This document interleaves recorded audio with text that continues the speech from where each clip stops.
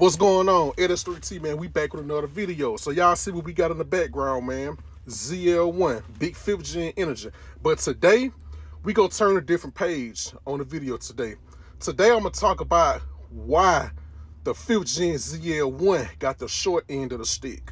Now, y'all see this comment at the top of the screen, right? He says the V2 was worshipped forever, but no one really cared for the ZL1.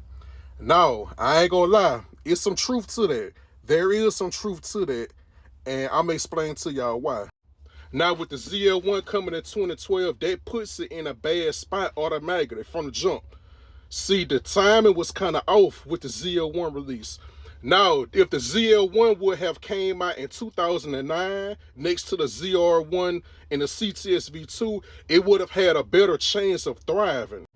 But the fact that the ZL1 came in 2012 when the 5th gen SS was already at the prime and peak of its popularity, it was hard for the ZL1 to come out of the shadow. The ZL1 was kind of shadow banned when you really think about it. It lived in the SS's shadow. Because realistically speaking, all the Transformers fans chose the SS over the ZL1. The average consumer, they chose the SS over the ZL1.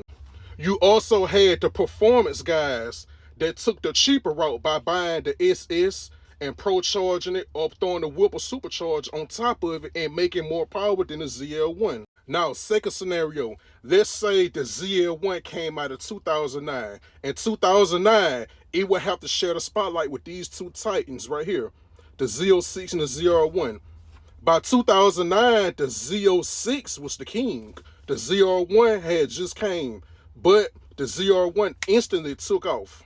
Now, the final blow in the coffin, the ZL1 also had to share the spotlight with its LSA sibling, the CTS V2. By 2012, the V2 was already established as the flagship sedan of General Motors. The V2 was literally the king. It was General Motors' flagship sedan. It already set track records. It done beat BMW, Mercedes, Audi. The V2 wagon was out here killing stuff. The V2 coupe was killing stuff. The V2 coupe was on par with the C6 Corvettes.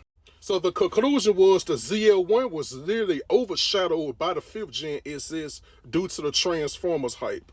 And outside of the 5th gen SS, it still was overshadowed by the Z06, the ZR1, and the CTS V2.